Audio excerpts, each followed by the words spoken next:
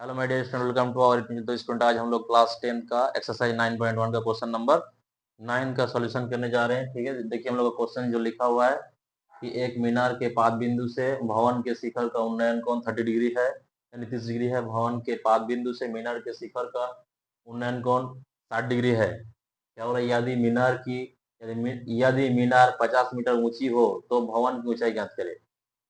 ठीक है, चलिए हम लोग सबसे पहले क्या करते हैं, सॉल्यूशन लिखते हैं।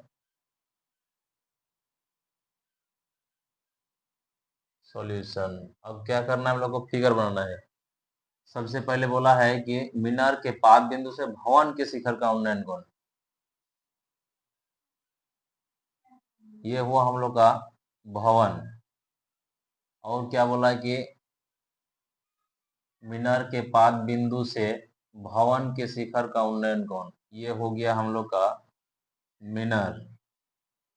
अब क्या बोला है? बोला है कि मीनार के पाद बिंदु से भवन के शिखर का उन्नयन कोण 30 डिग्री, ये हम लोग का हुआ मीनार। मीनार का पाद बिंदु, ये पाद बिंदु से भवन के शिखर जो है ये है। इसके साथ इसका जो एंगल है कितना डिग्री का कोण बनाता है, बोल रहा है उन्नयन कोण जो है 30 डिग्री, 30 डिग्री का कोण बनाता है। फिर नेक्स्ट क्या बोल रहा है, और भवन के पाद बिंदु से, यानी भवन ये हुआ, पाद बिंदु से मीनार के शिखर का angle A B C is equal to क्या हो जाएगा, 90 डिग्री। अब लिखिए, हम लोग क्या लिखेंगे, ए बी बटे हो जाएगा B C is equal to, यानी लंब बटे आधार हो जाएगा, यानी tan कितना डिग्री होगा जी, 30 डिग्री। कितना डिग्री? 30 डिग्री होगा। इम्प्लाइज दैट ए बी जो है हम लोग का दिया हुआ है h मीटर, बी सी जो है हम लोग का क्या है, x है। tan 30 डिग्री का जो वैल्यू है कितना है, 1/√3 है tan 30 डिग्री का value.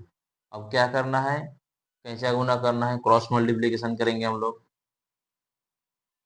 h√3 is equal to हो जाएगा x इंटू 1, इम्प्लाइज दैट लिखेंगे हम √3h इज इक्वल टू में हो जाएगा x, implies that x is equal to क्या हो जाएगा, √3h। नेक्स्ट हम लोग क्या करेंगे, अगेन यानी फिर से हम लोग लिखते हैं समकोण त्रिभुज। समकोण त्रिभुज कौन सा त्रिभुज में, ये जो होगा हम लोग का इस त्रिभुज में होगा। समकोण त्रिभुज डी बी सी में, डी बी सी में, यानी एंगल जो होगा हम लोग का होगा डी सी बी, यानी सी एंगल जो होगा डी सी बी ये होगा 90 डिग्री, यानी 90 डिग्री। अब क्या करेंगे, फिर हम लोग का हो जाएगा सी डी या डी सी, जो भी लिखिएगा। लिखते हैं हम लोग सी डी या डी सी, डी सी लिखिए, डी सी बटे हो जाएगा बी सी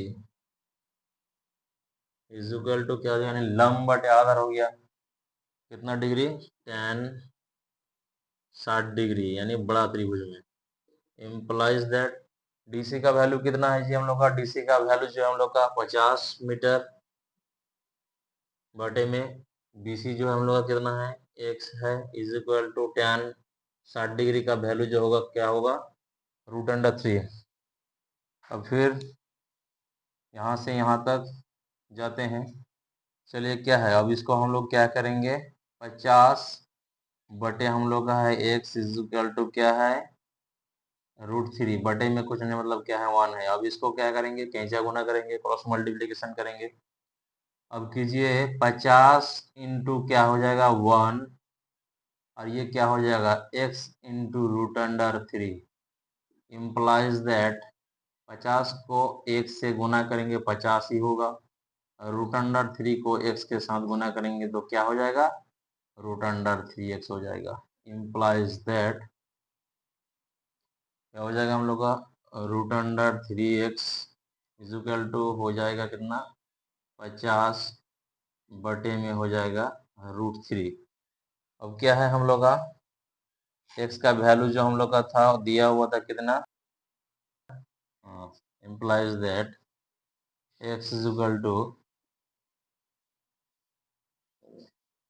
√3 इंटू एक्स का वैल्यू कितना दिया हुआ है, एक्स का वैल्यू है √3 एच इज इक्वल टू क्या हो जाएगा 50 √3 क्या हो जाएगा 3 हो जाएगा इंटू हो जाएगा एच इज इक्वल टू क्या हो जाएगा 50 implies that H is equal to हो जाएगा 50/10 यानी implies that H is equal to, अब 50 को क्या करना है, इसको सबसे पहले हम लोग भागा देंगे तो 1 टाइम जाएगा एक बार, 3 कम 3 जाएगा, बचेगा कितना 2 0, फिर 6 टाइम यानी 3 छः 18, और फिर क्या करना है इसको सबट्रैक्ट करना है, क्या है हम लोग का 6 इंटीजर 2/3, ये आया हम लोग का answer. Therefore H is equal to 16.2/3 metre, ये आया हम लोग का भवन का ऊंचाई। लिखेंगे देयरफॉर, क्या लिखेंगे, भवन की ऊंचाई ज्ञात कीजिए बोला था, तो हम लिखेंगे कि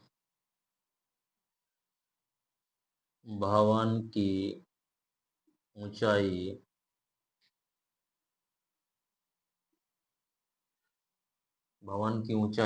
ए बी इज इक्वल टू क्या हो जाएगा H is equal to 16.2/3 metre, ये आया हम लोग का एक्यूरेट आंसर। ठीक है, चलिए नेक्स्ट वीडियो में हम लोग क्वेश्चन नंबर 10 का सॉल्यूशन करेंगे। आज इतना तक ही कंप्लीट।